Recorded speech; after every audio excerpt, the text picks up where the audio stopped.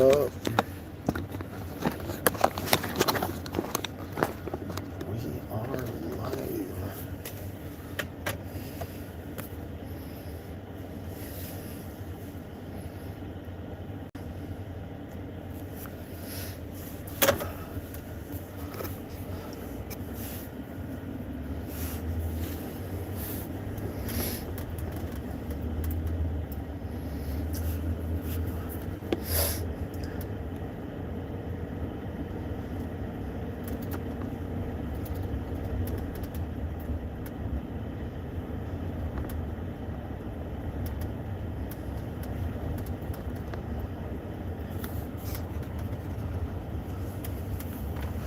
What's up, everybody?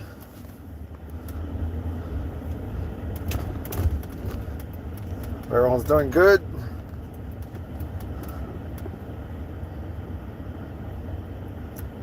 The road to 100 subscribers is actually super close. I can feel it. We're at 72. Just yesterday I was at 70. And then now I'm at 72. It's great. Like I feel like we're on a roll right now. If you guys haven't liked or subscribed to the channel, you guys haven't liked any of the stuff, do that. It's been quite the journey. I can feel it. I was actually having a chat with my kid the other day, earlier today, and he was happy. He was happy for me, so it was good.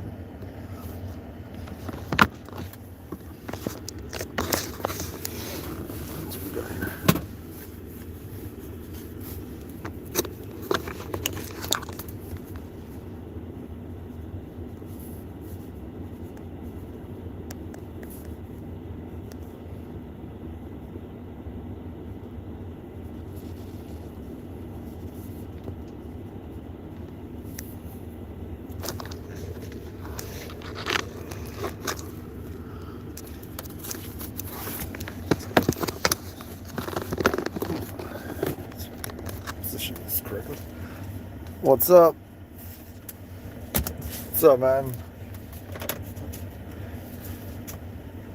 Guys, I'm on a bit of a journey to get monetized. You know, it's hard work, but man, I love it. I love what I'm doing. This has been quite the learning experience. I'm almost at 100. I never thought I'd say that I'm like 28 subscribers away from 100. That is only showing me that if I put my mind to it, if we as people put our minds to something, things can happen. What happens if I eat? Probably get sick. Thank you, bro. Hey, I appreciate that. I appreciate you guys. Guys, if you guys are new, subscribe to the channel. I promise you, you guys won't. Like, I will entertain. I'll try my best to entertain. I actually had a game. What was it, yesterday? No, I had a game Friday, and man, that game was intense. You guys should go check it out. I have highlights of the video. I actually have the whole game. If you guys want to watch it, but man, it was a battle, and my neck just snapped off the ground. Like my face bounced off the ground. If I eat dirt, well, I don't know. I suggest if I eat dirt, I don't know, man.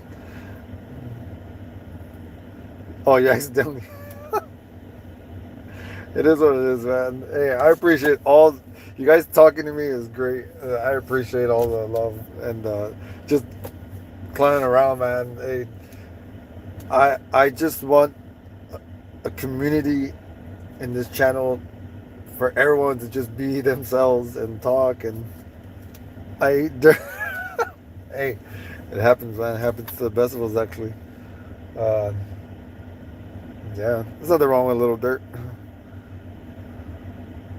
I had a metal ball for look. I accidentally swallowed roaches on. This was unknowingly I was drink. This was when I was a kid. I was drinking soda. My grandma had soda in the kitchen, and I was like, man, I'm thirsty. So I got it. Unknowingly, I was like, man, what the heck? Is there like food in this thing? I reached in my mouth. I grabbed nothing but dead roaches. I was like, oh my god. I, I don't know how many times I was like, I forcefully tried to make myself throw up, and it was crazy. Like, oh man. To this day, I tell that story to my wife and to everybody. Yeah, man, go for it. Grab your iPad, everything. How's everybody doing? That grandma living with roaches. Yeah, no, man. They'll be there tickling your feet and stuff every now and then. No, man, those are hard times, man. Super hard times. I think I had like it might have been a small tarantula on my shoulder one time. I was like, what the heck? I look over, it was just chilling on my shoulder. I was like, hey, get off me. I was like, hey, man, I don't have any pets. But it was crazy, like super, man. But I miss that house. That house, a lot of memories. But yeah, it was crazy living in that house too, man. Too many good memories and bad memories. It was just weird. And then I remember one time. I remember this one time. Uh, I think there was like a python. Oh man, I have too many stories. There was a python in the tree once, and we don't even know how it got up there. But there was a python, and I just remember the firefighters came, and they had some sort of wrangler there with them, and they removed it off, but it kept like trying to like get them. It kept striking for some reason, and I ran inside. I was a little kid. I was terrified, and nah, man, there's too many stories, man, too many. But how's everybody doing? How's everybody? Is everybody watching the games by any chance? Oh hell no! That no hell no! I'll throw that freaking snake out of there. My wife loves snakes for some reason. I'm like why? Like hell no! We ain't having no snakes in that house. No sir. No, but I hope everybody's having a good day. Like if you guys are chasing after something that you believe in, go at it 100%.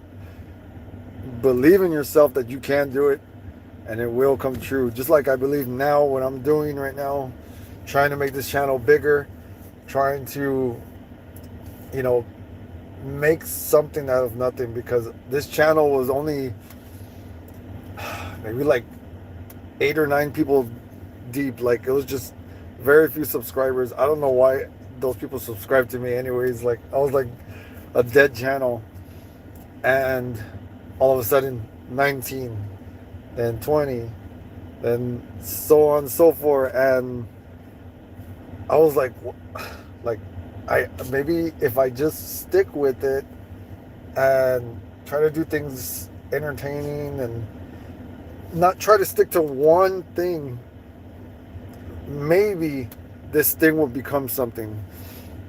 And I try to be diverse with this channel. I try to do things just out of the box. And before I was just thinking like, okay, like I want to be this type of channel with, because I had a different one. I had 2 different other ones that it kind of, it didn't really go anywhere. And I felt like I was giving my hardest, effort, and for some reason it wasn't working for me. And then I was becoming impatient, and I felt like I wasn't really making an impact. Yeah, man. I mean, that's true. And I honestly felt like, you know what? Maybe I should just quit. People probably think that I'm just stupid. And my friends were making fun of me, and You know, they're really teasing about like my channel and everything, and but my wife was the one that told me straight up, look, these people are telling you these things because they themselves have failed at the things that they wanted. And it just hit me really hard that, you know what, why am I concerning myself? Why concern yourself with the criticism of others, especially when it comes to your friends, your closest friends, and they don't want to see you succeed. They'd rather see you down on the bottom. It's the whole crab situation. Like they want to see, they will not, they will keep you down in the barrel because they're afraid of you surpassing them. If you're going through the same thing that I've been through, where people just don't want to see you succeed, I'm telling you, you're gonna have to push through. You're gonna have to bite down on your mouthpiece and swing for the fences, because that's the only way you're gonna get out. You know, think of it this way: you you are never gonna have the easiest road. You're always gonna be met with challenges. You're always gonna be met with the worst case scenario. If you look at life that way, worst case scenario all the time, it's gonna make you get to that mindset where failure is not an option. There's nothing wrong with failing. There's nothing wrong with, you know what, dang, like I didn't do it this time. There's nothing wrong with that. But there is something wrong with quitting. And that's what I did with these other channels. I quit because I didn't feel like I was impacting. And exactly, if you don't learn from your mistakes, you'll never understand when you start doing things right. So I always try to tell everybody, learn different things, but use them to your advantage, because it's like what I always say. Miyamoto Musashi, I don't know if anybody's familiar with it. I know I preach it a lot, but he clearly says, and it's one of my favorite quotes, once you understand the way broadly from one thing, once you understand the way broadly, you'll see it in all things. That is the key to success. That is the key to getting out of your situations, because if you learn how to do something perfectly, you'll understand it in everything else that you do, and you'll start to conquer all these challenges that are set before you. And there's no other way. You have to go through the worst days of your life. You have to, you know, and you just have to remember, life, or if you guys are religious or anything, God won't put you through what He won't walk you through. And it's just beautifully said. You know, I heard it from a rapper called DMX. He says, God won't put you through what He won't walk you through. And it's beautiful. It's beautiful. I love it, because I know I'm not alone. I don't just have my family. I don't just have, you know, my belief that I can do it. I also have my faith. If you guys, even if you guys don't believe in that stuff, like, if you have in your heart and your mind, and you have the spirit of, I will not quit, I'm not going to give up, I don't care what people say, I'm going to keep going. If you have that warrior spirit of, I'm willing to die on this hill, you are going to conquer whatever it is that is set before you. And I mean, unfortunately, people just give up, but that's not you. Whoever is watching, this is not you. Giving up is not you. You guys are capable of great things, because I know I'm capable of great things, and I'm capable of making my dreams come true. But it all requires the help of others. It also requires your self-belief and the wanting of the things that you want true to happen to you, it's all from in here. So if you believe in yourself and you bide your time and you stay patient, because I'm gonna be honest, like I have videos and live streams and stuff like that. Like I have a bunch of them that they didn't hit, and they were some of my best stuff. And sometimes nobody's around to watch it, nobody cares. But you have to believe in your heart that somebody out there might see what you put out, and it might recognize that, you know what, I've been through that. Exactly. Do what you love, man. If you love what you do, it becomes easier. But even sometimes that people do what they love, they forget to fall in love with why they do it. Remember, you must take every step calculated, but also that you take every step that matters. In the direction that you want to go.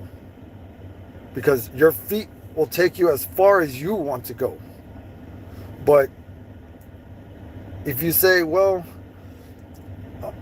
like, I just want to get here, you can't think that way. You have to think, I want to go to the place that I want and beyond. Exactly. You get it. And like I've been preaching this for a while, that if you take steps that matter. Because when you have a dream and when you have a goal, a vision, the steps that you take from now on matter. There are no wasted moments. If you waste time, if you waste steps, you will never, you'll stay lost, and you will never get out of the situation that you're in.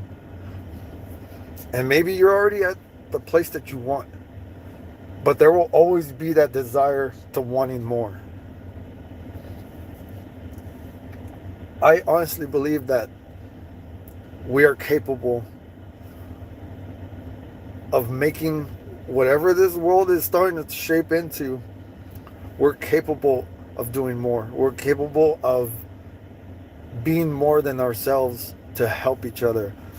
My goal in this channel was never to just be, well, I want to start getting paid or stuff. No. It was never about that.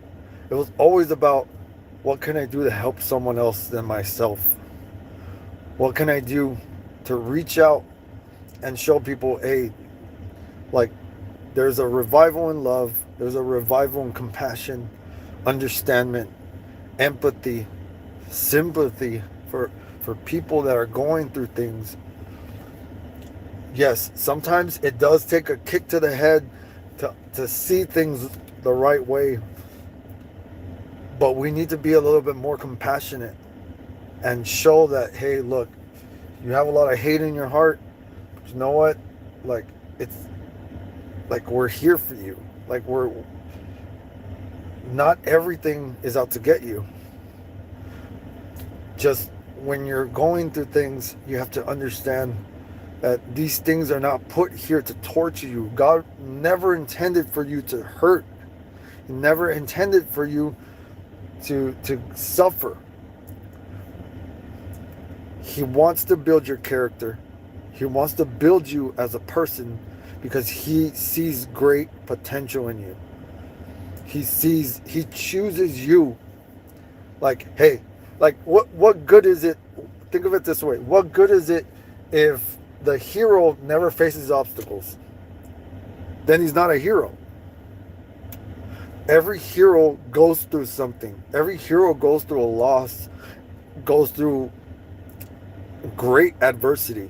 But he needs that so that he can rise to the occasion. This is why you have to embrace, what happens in your life and use it. Like, what happens in your life, it all depends on you, whether you want to use it for good or you want to use it, for the bad. But all I'm trying to do is just let you guys know that there is something more to life than the pain that you feel. Because a lot of people blame God. A lot of people blame the heavens of, above, and they say, why are you putting me through this and stuff? And it's like, no. He grants you an opportunity to rise to the occasion and become something more than yourself. And sometimes you need somebody to kind of remind you, like, dang, you know what? Yeah. Like, it's like he makes sense or something. And that's all I'm really trying to do, is put out the message of, hey, you can do it. You can overcome this. You can be more than yourself. You can do more for yourself and for your family. You just can't quit. You cannot give up. I know it's very cliche to say that, don't give up, don't give up on your dreams and stuff. I know it could sound very corny or robotic, but when you overcome the things that you never thought you can do, and you gain what you set out to get, like, it doesn't feel corny. It doesn't feel like manufactured or anything. Like, it just feels like, wow, like everything that was said came true. And you start to realize, like, man, like, I know it sounded weird hearing it and stuff, but it's real. It's true. Because I've gone through it. I never thought I was going to get married. That was a goal that I had always wanted. I got married. I never thought I was going to be making a lot of money, in a job that, or even just get the job that I had wanted for 8 years. I got it. I never thought I was going to have kids. I got it. Like, I never thought I was going to have, love for animals and stuff. And I was like, man, I do not want animals. They're a mess and everything. I got it. I got so many animals, and I love each one of them. And you see, like, those things, yeah, man, actually, it's a funny story. Because I'm a medical assistant. Right now, I'm actually a wastewater operator, but before, I was working as a security guard. I went to school, and I became a medical assistant. From there, I worked a medical assistant job for a while, and then I started working at a plasma center. And then I worked in the lab, but I was also a phlebotomist, so I was taking out blood. And then some stuff happened in that job that it didn't sit well with me, and I was working hard and learning systems and stuff, and all of a sudden they give that position to somebody else that I wanted, and I was just like, they're just cheating me. They're making me work extremely hard for nothing. So you got to know your worth. You honestly have to know your worth, because if you know that you're worth more, and look, the mentality of knowing your worth it's never too much or never too old or whatever for you to have. If you have that mentality, like, I know what I'm worth, like, you're gonna get far. You are gonna get far. So from being a phlebotomist, I quit that job. I worked at the clinic for a bit, and then I quit that one, and I didn't have a job for a while, so I ended up working at a car wash, and it was a low time in my life. I had people from school, my high school and stuff, they would drive by old teachers and stuff, and they would go and wash their cars, and they would stop by and they'd say hi. But I was so embarrassed and so like I had a like kind of like a inner battle with myself, asking myself, what am I doing with my life? Why am I hitting this low point? If I know that I'm worth more than this, I know that I can do more than this. And I was like, you know what? If I'm gonna work this job, I'm gonna work it to the best of my ability. And I ended up moving up far. One second, guys.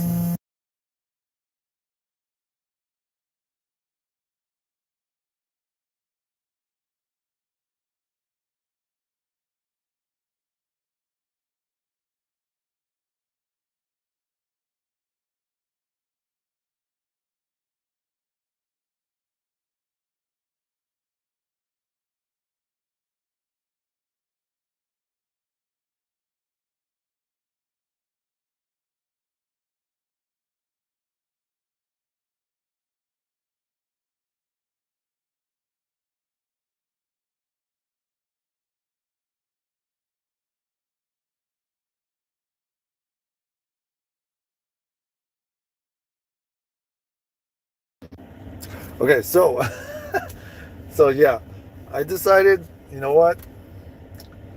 I'm gonna become the best car wash guy ever. So I ended up working extremely hard, and people started to recognize that I was their best employee.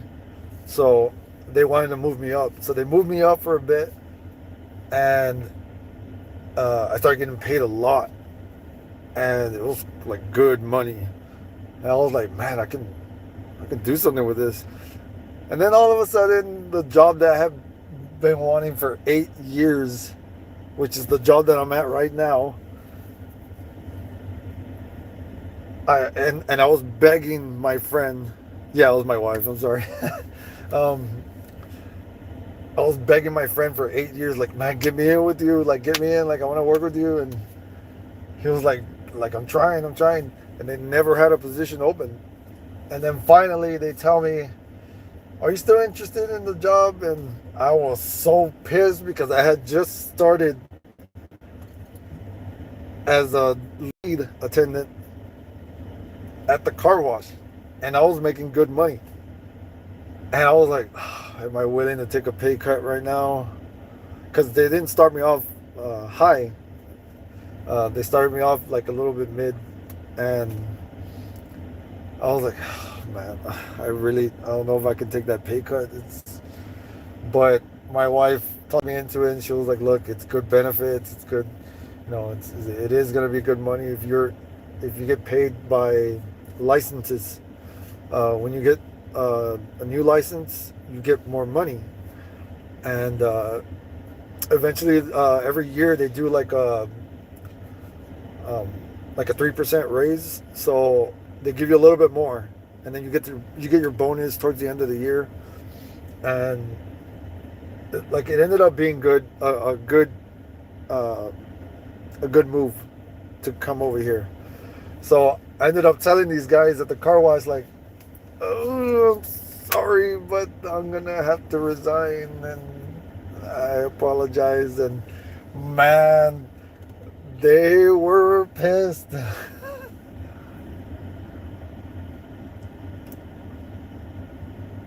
Yeah. Yeah, man. I mean, it is what it is. Like it happened. I gave them my best. They know that I gave them my best, and you know, they they were planning to move me up to assistant manager, because the lead normally goes to assistant manager because it's kind of like training to move up. And um, yeah, it was just crazy. I was scared of coming here because I wasn't sure about pumps. I wasn't sure about how to read certain technology and learn the SCADA system here, and I was just oblivious to this job, but I knew it's what I wanted. So when this happened, I was excited, but I was scared at the same time because if I messed up, I was scared that I was going to lose my job. But this job actually has one of the best thresholds because I've seen people make horrible mistakes here and they're still here. That's why it's like, man, it's hard to get fired here. Other than like committing a terrorist attack or something here, that okay, that will make you feel. No, bro. I mean, look, I would love to learn Russian. That'd be awesome. But man, I wish. Sorry. Um, I had also considered doing the sambo. There's a Russian teacher here in Edinburgh. He does sambo, and because I used to do jiu-jitsu, I used to compete, and I have 2 gold medals. As you can see, I don't know if you guys can see, my ears are not just deformed, all right? They're not just like all messed up. Like they're messed up for a reason because I used to fight like crazy. And you guys can see this. Yeah, I used to wrestle and do jiu-jitsu. And before COVID, I had won my fight in jiu-jitsu. There was a guy taller than me. I don't know why they kept putting me against these guys that were like huge. They're like monsters. I was like, bruh. I was like 155, and I was like, why do you guys keep doing this? But I was like a high level blue belt, so I was like, it is what it is. And I just mollywhopped them. It's because sometimes they're big, they're like strong and everything, but when I would fight them, they felt like super light, and they were easy to take down. There was like no technique, and oh man, I used to love those. I used to love fighting like that. And my kid actually told me that he had expressed interest in wanting to do MMA. So I was like, hey, if you want to learn, you learn. Like, I'll teach you. Oh yeah, man, I won a lot, and I would go to different gyms and fight. And I never liked going against a blue belt or a white belt. I always liked going against the purples, the brown, and the black belts, because there was always something to learn. And even if I got like, beat like crazy, like I always learned like, okay, this is what I did wrong. I need to correct it.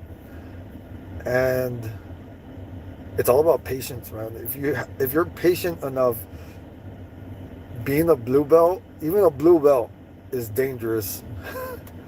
Because I've had guys that wanted to like wrestle me and everything, and they were huge, and I made so many people submit. And oh, bro, like there's too many black belts. Like there was like a school of black belts that came in one time. I used to train with Invictus. There was a UFC fighter that used to train there with me. His name was Efrain Escudero. He was my wrestling coach and my jiu-jitsu coach as well too. But my main jiu-jitsu coach was Alan Machado, and he trains with Henry Cejudo from the UFC, and he trains with the Pitbull brothers that were from Bellator. And he was training me, and I was there every single day, just training like crazy. And this is before I met my wife and stuff, and I got married and settled down. But I was training with him, and it was crazy, man. We have wars in that gym, like crazy wars. And there was one point where my ears blew up so much that we all sat down, and they were taking out blood from my ears, like every I had like maybe like 5 or 6 syringes, and my coach was taking out the blood, and what was left was just fluid. So the fluid went down, but my ears stayed like this, and I was kind of happy because I didn't want my ears to look all fat and ugly, and I couldn't put on my earbuds anymore. Putting on headphones hurt, so I ended up wearing ear guards from wrestling, and I was training like that. And whew, man, those are the days, man. amazing days. I used to love doing.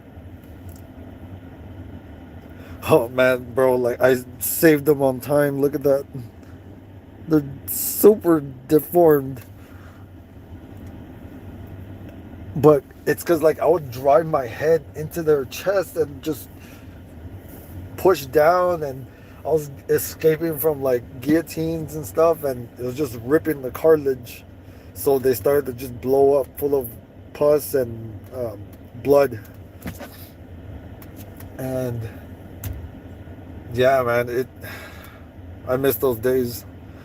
I would I would have some wars. And when I left Invictus, I left because I broke my rib, and I was preparing for a fight.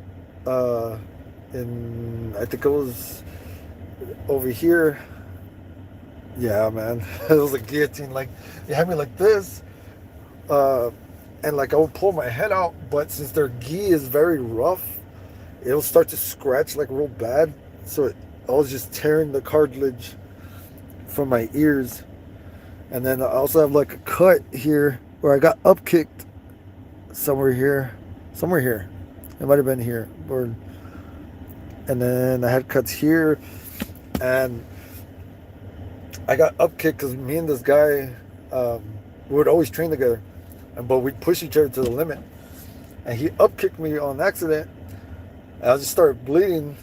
And I was like I love it. And man, like I used to do that. I used to train um, in Muay Thai with a couple guys, and then I did boxing too. Uh, there's a coach, one of my coaches there. His name was Joey. He trained me in boxing. Used to train with some of the local fighters and stuff, and um, I had a lot of purple belts challenge me, and I would just push them to the limit, and sometimes they couldn't beat me. There were some guys that were like amazing. They were good, like scary good. But there were some that I was like, fraud check, like they're not that good. Yeah, man, old times. It sucks, man. It sucks. Sometimes I think about it because ultimately I wanted to get a belt, a championship belt from Naga. It's a the jiu-jitsu competition called Naga, and they have the actual belt, and it says Naga, and it's the championship belt. And I was preparing to fight for that, and I was training like every day. I had 2 days. I was training in the morning, like 5 in the morning, training like doing weights, doing cardio, doing bag work, and and I do. Uh, it's like these circuits that they had at the UFC gym, and and then after I would go in the afternoon to go train jiu-jitsu and wrestling, and then when the time came to get ready for the Naga competition, COVID hit. And when COVID hit, everything shut down. Nobody was doing anything. Everybody was terrified. So I didn't get to fight for the belt, and I think that was one of my biggest regrets. I didn't fight for the belt, but I do miss it. I do miss doing jiu-jitsu and stuff, but um, it's just another world, man. It's another world in there. But I I've been wanting to maybe get my kids involved and my wife, but I want my wife to heal because she had a biopsy because we were, you know, I was concerned for her, and I won't go into detail too much. It's very personal, but she was going through something, and we just wanted to make sure that she was okay. Which turns out that she's fine and she's recovering right now. But um, yeah, like I just wanted her to get better. That way, I could start training her because I want to train my kids to defend themselves. I want to train my wife to defend herself. And um, man, like it's been crazy, man. It's been a crazy time. You know, I don't regret my marriage. My marriage has been a roller coaster, but um, we love each other. We care about each other. You know, like, and it's been the best decision I made because I needed it. And hey, train, man, train. Always train. Do not slow down, man, because I'm telling you right now, you need to take care of your body. You have to. Those days, I was taking care of my body pretty good. You know, I was eating all right and stuff, but it was what I could afford. And you know, your body's your temple, man. You know, God intended for you to take care of it. I would say train, be smart about it, sleep plenty, but also train your mind. You know, play chess, play games that challenge your intellect and that challenge your way of thinking. You know, you're never too young to start playing chess. So I would say, hey, do it, man. Hey, I think yeah, when I was like around that age or something, like yeah, I was pretty ripped too. But I kept trying to be bigger. Like I wanted to be as big as everybody else, but these guys would go into like I used to play football and these kids were like super like they're my size. They were like small and everything. And the next season that would come around, they were jacked. Their eyeballs were freaking jacked. Like these, I was like, no freaking way. Like, like something's wrong. This is not protein. And to this day, like I was thinking, like they must have done some sort of steroids or something because you look like a kid one day, you go into the off season, come back, and you look like a freaking grown man. I was like, hell no, that ain't natural. I was like, that was not natty. Nope. I was like, I did not believe it one bit. I was like, no. I was like, no. I was like, I'm freaking older than some of these kids, and these kids were freaking ripped. I was like, no, that is no.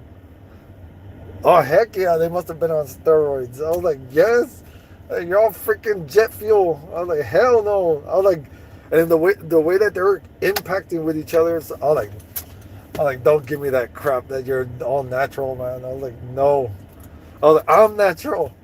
I was like, I've been drinking freaking protein, and these kids were just jacked to the freaking gills. I was like, nope, that is not natural. Like they look like grown ass men. Yeah, they went off. Man, they look like freaking Brock Lesnar. They're like 20 Brock Lesnar's.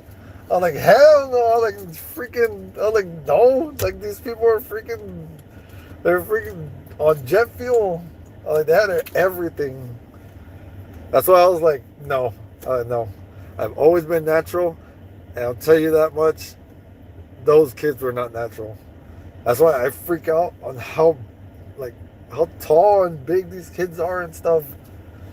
But it's just generation after generation they get more taller, more stronger, and everything, and it's all just natural. And I'm like, all right, that I believe. But no, the kids back then, heck no, no, no sir, that was not natural. That's why if you look up Gordon Ryan, yeah, Gordon Ryan from Jiu-Jitsu, look at the way he was back then and now. I was like, no, hell no, you ain't natural, man. You're on the juice. That's why you don't fight. Oh, you have a question? What's up, bro?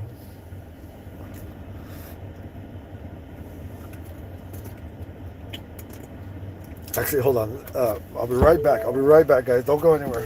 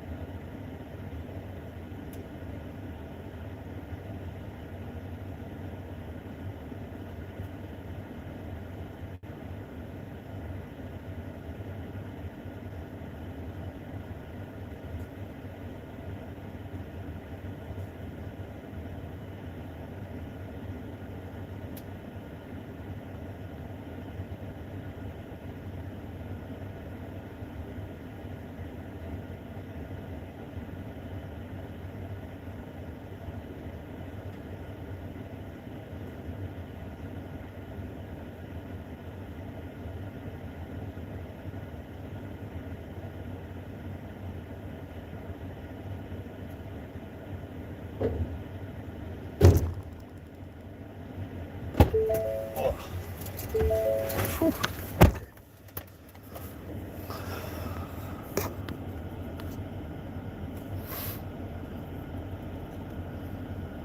Oh, to answer your question, if I've been in a fight in school, a lot. Yeah. I used to get bullied a lot in school. Um, and there were always some chunky kids. There were, I don't know, they just didn't like me. I was like, what the heck? Like, I'm not even bothering you. And they just found the need to want to beat me up. So, yeah, like, I know in elementary, there's this one kid, I think for like 2 grades, he was like, he just had it for me. Like, he was like I'll be walking in line, he'll stand behind me, and then he'll kick me, like, in my tailbone, close enough to my, down there, my lower region, and he would kick me hard with steel-toe boots, and, like, I would kind of, like, collapse a little bit, and he would never get in trouble. Like, he would never get in trouble. And he'll look for me, and then he'll punch me in the stomach, or he'll punch me in my chest. And I was a kid. I was like only like 13 or something, or like, no, I was like 10 or 11. Always, all the time, just beating me up.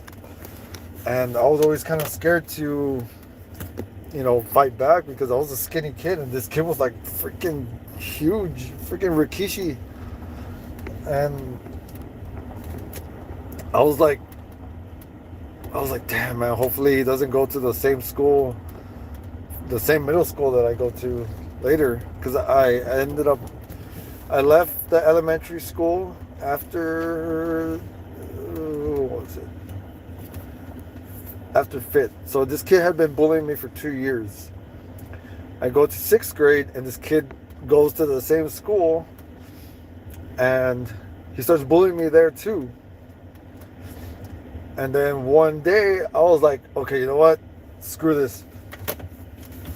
I tell him, like, I snapped because he kept hitting me more and stuff. And I was like, look, bro, like, if you have a problem, let's go to the tennis courts, because the tennis courts were away from the school. And they had like a screen along the fence where you can't see. It was on the other side. I'm like, look, you know what? Let's sell this. Go to the tennis courts, and I'll beat you. Like, I'll beat your, butt over there. So I go, and he shows up. He's like, all right, let's fight. I was like, okay. Freaking grab him, launch him down. And I did like a hip toss. So, like, I threw him down. I grabbed him from the neck and threw him down. And I just started hitting him. And he's like, hey, you can't do that. I was like, bro, it's a fight. Like, it's a fight. There's no rules in this. He's like, no, you can't do that. I was like, all right, then. So he gets up again. I'm like, all right, then let's just fight. So he wants to fight. So I slam him again. And he was like, man, you can't do that. I was like, bro, just admit it, man. I whooped you. Like, I freaking whooped you. Like, you didn't do anything to me.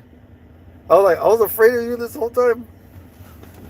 So, like, I whooped him, and then he wanted to be friends with me. I was like, I guess, bro, whatever. Exactly. I'm like, bro, it's a fight, man. Like, there were 2 kids. Like, it's a fight. One of us is gonna get our ass beat. And it wasn't me. I wrecked him. And then from there was this other kid that wanted to bully me as well. I was like, man, do I have a face that people just want to beat up? And this other kid, he was older than me. I think he was like in 8th grade. We're all in PE, and it was like some real Mexican dude. I'm Hispanic, so it doesn't really matter. So it was this really Mexican dude, real like dark and everything.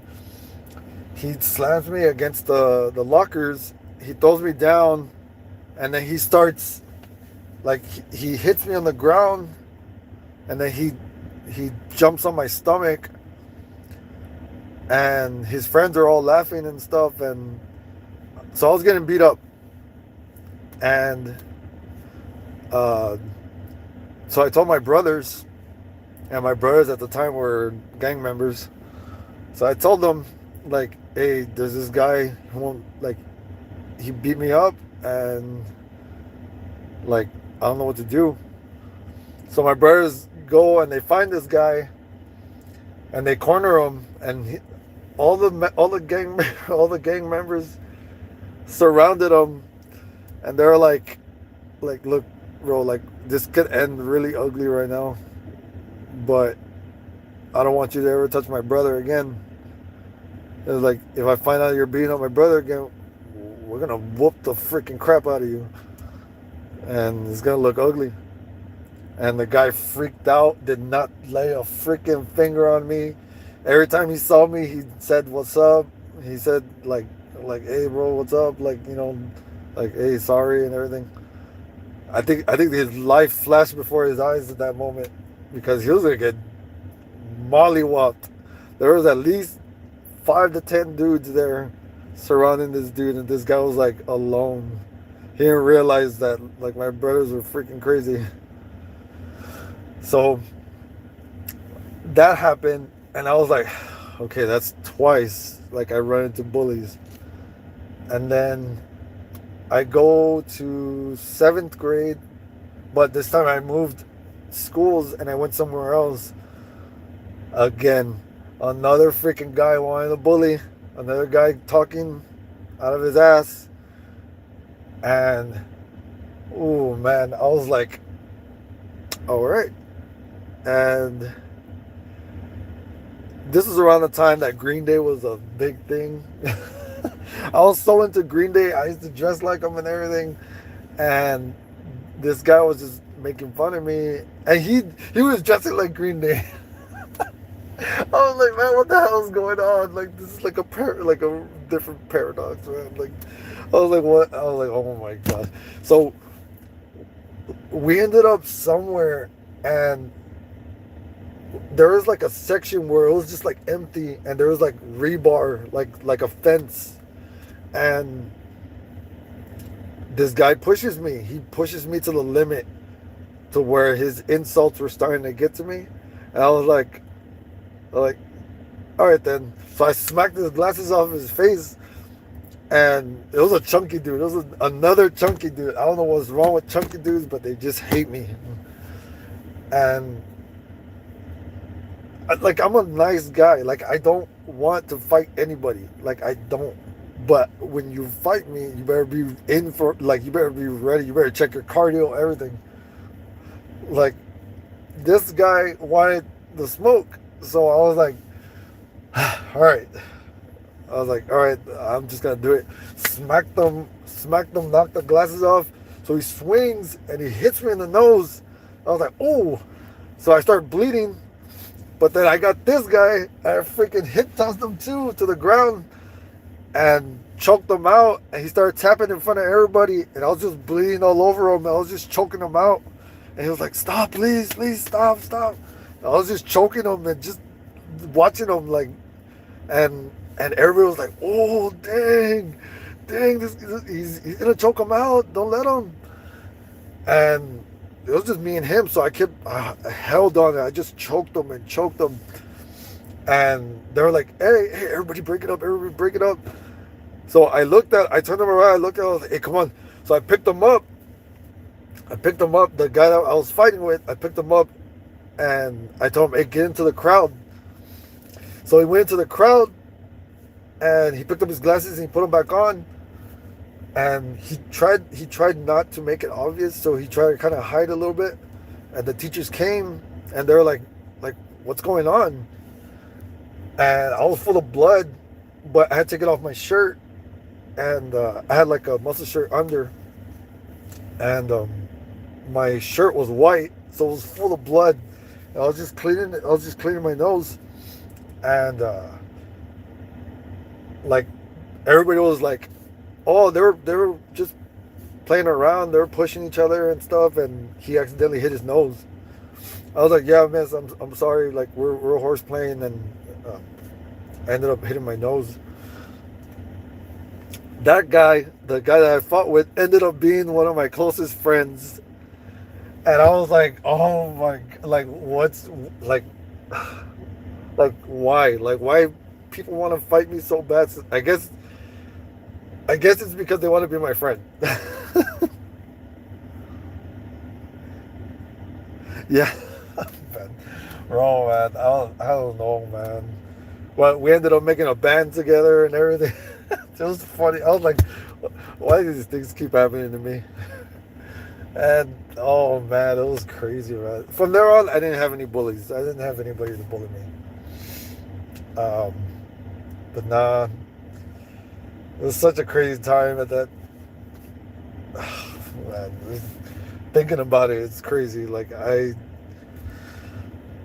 had too many bullies. I had too many people that wanted to fight, and I actually went one time to a backyard fight, and they're having like, they're fighting with gloves and everything, and I remember fighting this guy, and like it only went one round because my friend, one of my friends was crying. She was like, one of the like our closest friends at that time. Because I went with a bunch of friends, and like I guess she didn't want to see us fighting because my other friends fought too, and then she was crying, and then she saw me fight, and then she started crying. I was like, uh, yeah, let's go ahead and leave. So like we ended up just leaving. We were like, yeah, sorry guys, like we gotta end it. So then it's just like no contest, like, and from there on I was like, no, I don't want to fight anymore. I was like, it is what it is. But then like it started to get the itch to want to fight. But I was like, man, I suck at boxing. I suck at all of this, and that's when I started to train and try to learn different martial arts and stuff, and I just fell in love with jujitsu, and then that's when I started to train like crazy, like all the time. And then I was a horrible white belt, and then all of a sudden I started getting really good at it, and then I wanted to fight everybody. I was like yeah, like black belt, come here. Blue belt, all right, I guess. I was like brown belt, come here. Purple belt, I don't care. Let everybody, come on, let's get it. I was fighting all the time. Like I wanted all the top guys because I wanted to get better. Yeah, like I ended up going to jiu-jitsu, and well, eventually, like in time, like I think I joined when I was like 27. I was 27, 26 or 27, I think. And I was just like screw it. I guess I'll try to get better. And then I started getting better, and I fought more, and then I didn't like going to the competitions. I just wanted to train. But my coach kept like begging me to go and fight. So I ended up going, and the first fight that I had a horrible weight cut. Uh, I felt slow. The guys that I was fighting were like super high level white belts, and I was like I'm getting wrecked out here. Like I'm tired and embarrassed at this point. And those guys were super good. I didn't win anything. Like I had like two or three fights that I had to do it that day, and man, like it was tough. Like I remember the feeling of losing. And I was like, I don't want to do this again. So I ended up training every single day, and I was like, finally, I reached a point where I had to fight two guys, and uh, I beat them as a white belt. I beat him, and the guy was good. He was sneaky. Like he was skinny, and he was younger than me, but he was good. Like he crept in like like a cross choke like this. He went under, and he was choking me out, and I was behind him, and he was like this, but it was still choking me. And then I just pulled hard, hard enough for him to let go, and I just ragdolled him the entire fight. I was just ragdolling him, dropping him, tripping him, taking him down, reversing him, and it was just point after point after point, and I ended up winning gold. And then my first fight as a blue belt. Hold on. See, I have a question. Can I become a moderator in this live? Uh, well, I honestly don't know how that works, man. Honestly, I mean,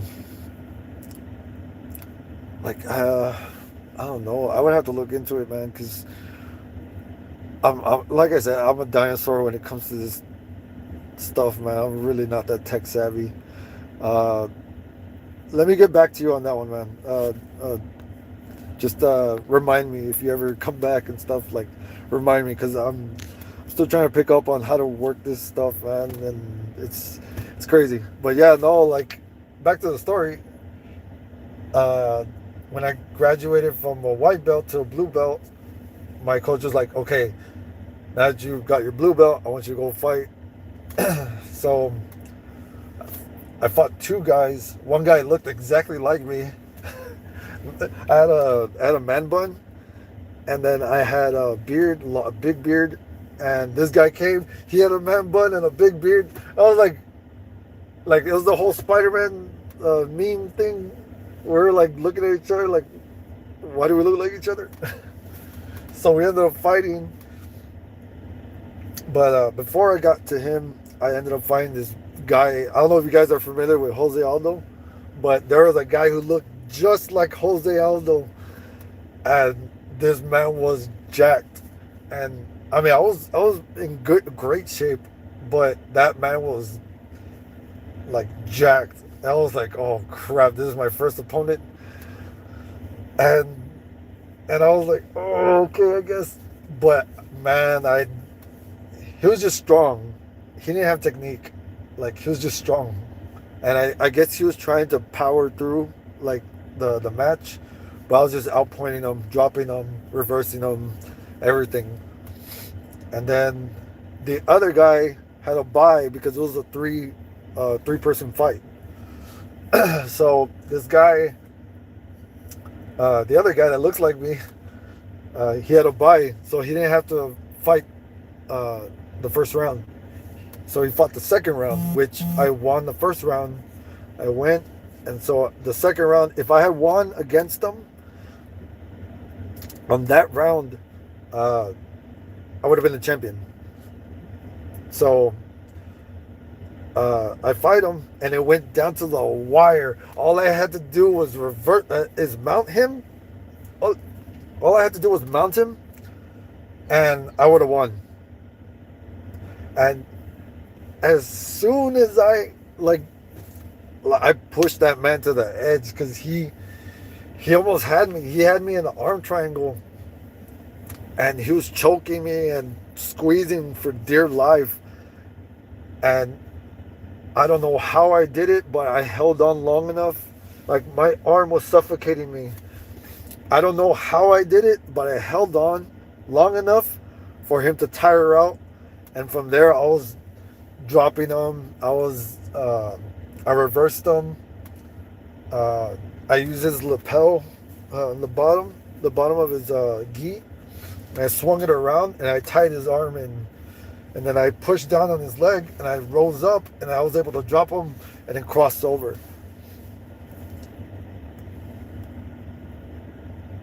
Man, I don't know. I'm not sure, but man, my coach was screaming like, no, it wasn't purple, but I could not breathe, and I was like, oh man, I'm about to tap. And then all of a sudden I was like, like I feel him. I feel his arms starting to get weak. Like he was starting to let go and try to rest a little bit. But when he did that, I stood up and I pushed him off, and then I was able to take him down. And my coach was screaming out because I was dragging this guy across the freaking mat like crazy, and I was just trying to like mount him. And I was trying to get on, and my coach was like screaming like, because he's Brazilian, and but he spoke Spanish a little bit, so he was like cross over and you win, cross over and you win. And I was trying, I was out of breath, like I could not, like I felt like I was gonna throw up. And they they stop us and they tell us, all right, go back to the middle, but not from the position we were at. They just told us go back to the middle. I was like, bro, like I had him, and from there the time ran out, and I lost by one, and I was like, oh my gosh. So this guy won. Long story short, he won. He ended up winning the thing, and I was like, like as a blue belt, the first time as a blue belt, and my coach is like, "No, I'm proud of you. Like you did really good, and you just gotta work hard. Don't give up. Look at all the things you did right, but also take time to look at the things that you did wrong." And from there on, I was training like a madman, like crazy training. Like I wanted all the good people. I didn't want to fight white belts anymore. I wanted to fight everybody that was higher than me, because that's the only way I'm gonna get good. If I fought people that were better than me, and we would have people from other schools come in, and there a lot of them were very arrogant, and they wanted to fight uh, all the lower guys and stuff. But when they got to me, I was like, no, I'm gonna test you. And man, like I get excited, like look, I'm shaking because I get hyped up about it because I was a dog, man. I was a freaking dog. Hey man, thank you. Hey, I honestly appreciate you sticking around, man. I appreciate you, man. If you have to go, hey, just tune in when you can. Like the videos and stuff. Like you guys are just the best, man. You guys are a part of this community. I appreciate every single one of you guys, man. I honestly do. From the bottom of my heart, you guys are awesome. So if you guys have to go, it's fine. I appreciate you guys being here, listening to the crazy stories. But yeah, I actually have to put some stuff away in my in the building. But I'll be right back.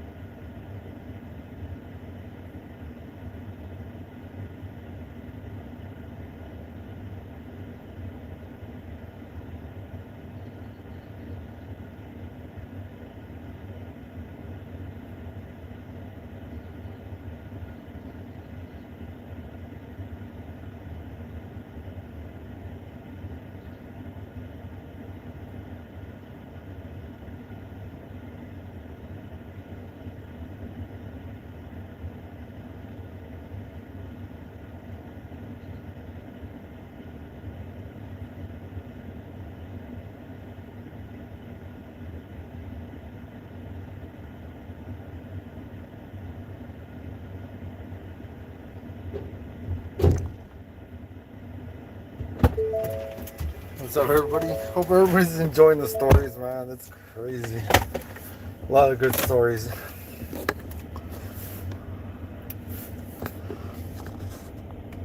I have a lot, actually.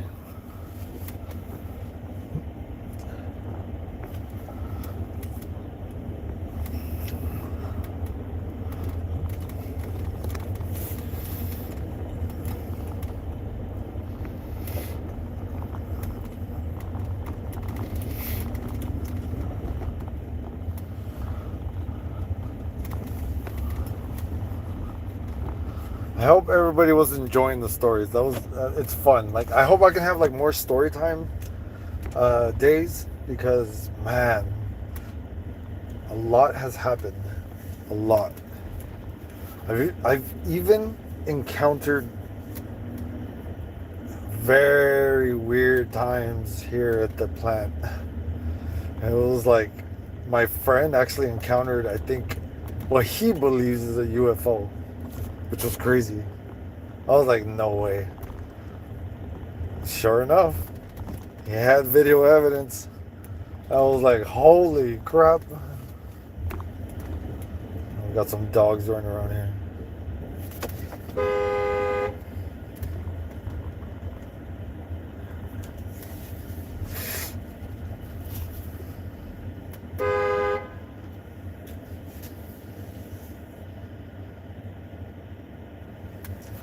I get dogs, stray dogs that come over here and they love it here, but I feel bad because I don't want them to get hurt. They're very vicious though. It's kind of scary, but it might be feral dogs.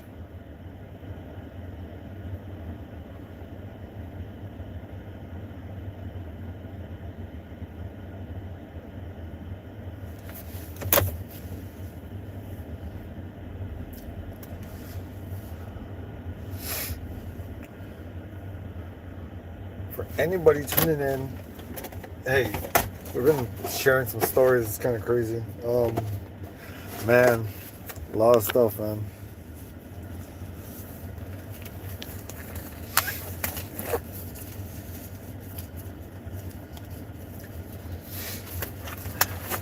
I don't know how long I should do this stream. Hopefully I can do it a little bit more than usual, but what time is it? 5:00? Okay.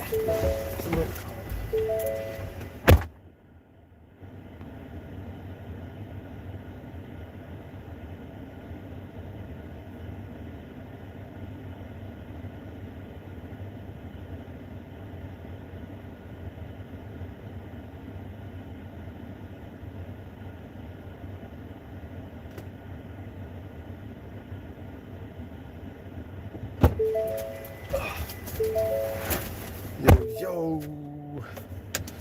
how's everybody doing?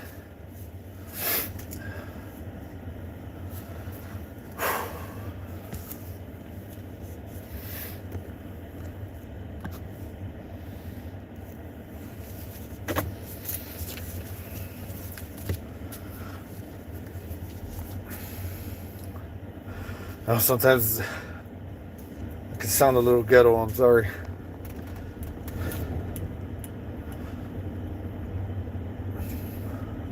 But I try to be a gentleman, of course.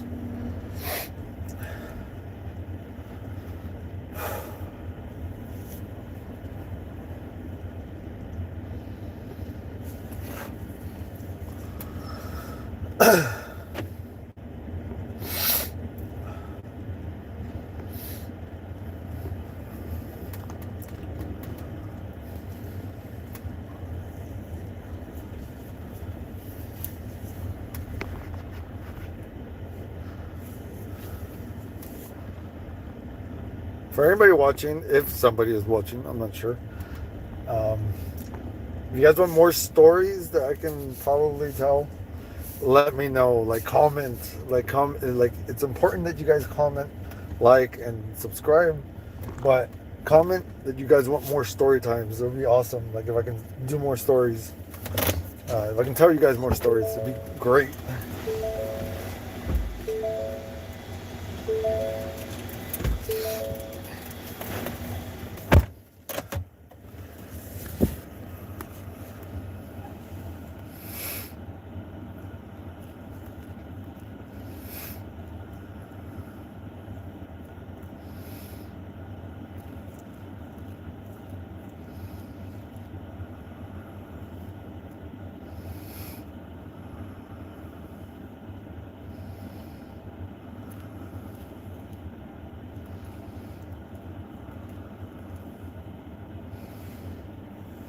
Sorry, I don't mean to get so close. I'm just trying to read this stuff. Yeah.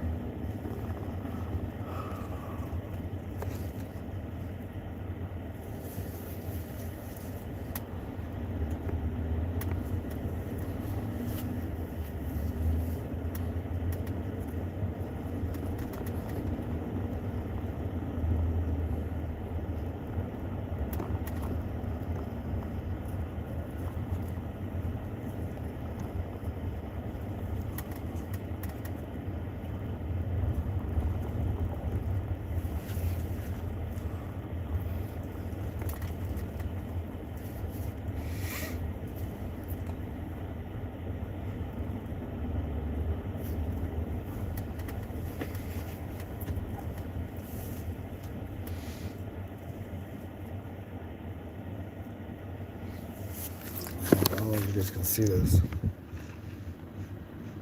You can see that. That's the moon. That looks awesome. I had a great day actually today. My wife and my kid, we actually went to go to a place called Sumo Ramen. Man, some of the best ramen I have ever had. That might actually be the best ramen I've had. Everything was amazing. The chicken, the ramen, the nori, the egg. It was spicy. I was like, man, this is delicious.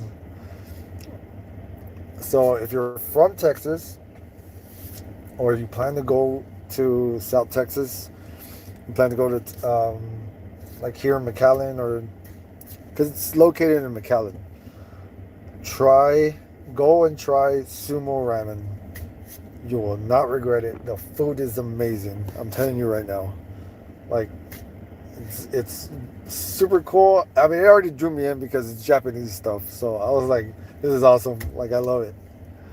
But it's also, it must be even twice as awesome if you go at night, because you can just have drinks with your spouse, or or friends or whatever, and it's just a good place for comfort food,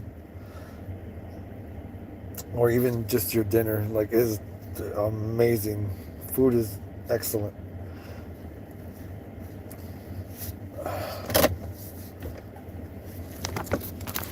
Let's see. You guys can see this. Oh.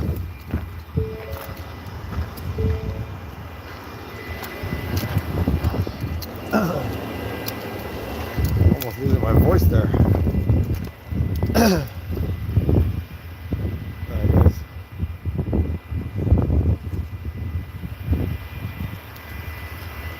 How's everyone? How beautiful that is. Man.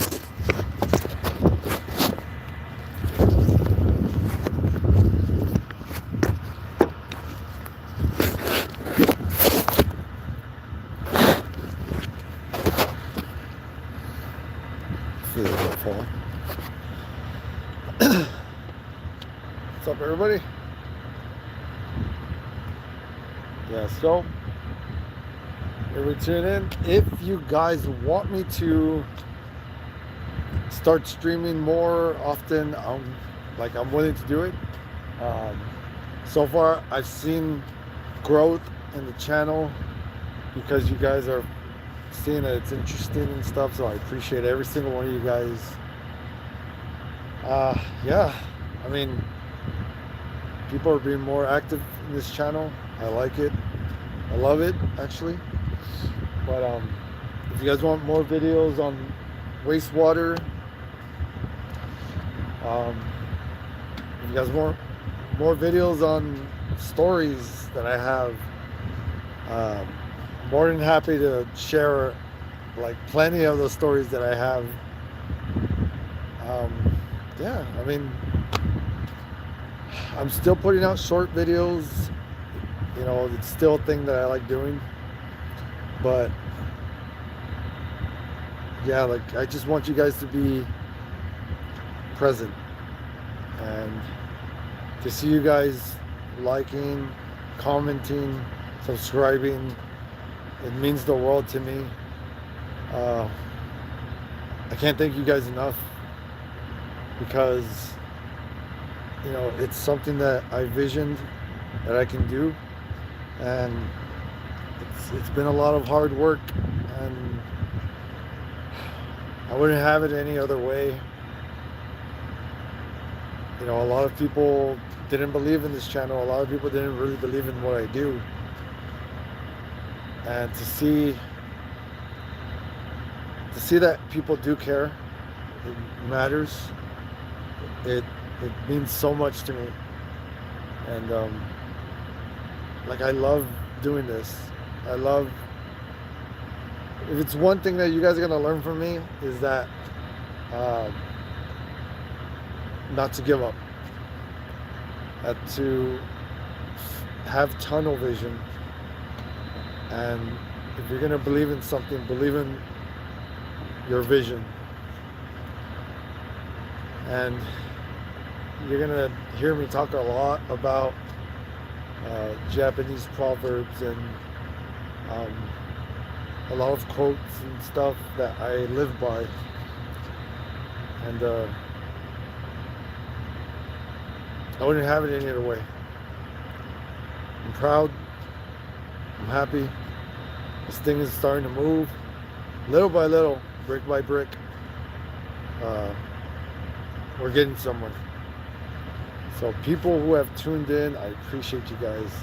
All of this matters. All of the support that I have received matters. I wouldn't have it any other way. So continue to do this. Continue to tune in. Continue to talk to me. Continue to give me your guys' feedback, your stories, everything. Everything is accepted. Do not feel ashamed to talk to me, or to tell me your life story, or tell me the things that you're going through, and maybe we can hash it out and see if maybe I've gone through it or something, and I can help you in any way possible. Just talk to me. These broadcasts are not just for the heck of it. I'm here to talk. I'm here for just to be a buddy of yours.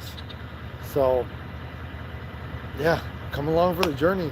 I'm trying to get monetized. I'm trying to get this thing going, but for all good reasons. And I believe in this channel. I believe in you guys, because you guys make it happen. So thank you, everybody, from the bottom of my heart, and my family and the world. Thank you guys. Thank you for everything. I appreciate everything. You guys are awesome.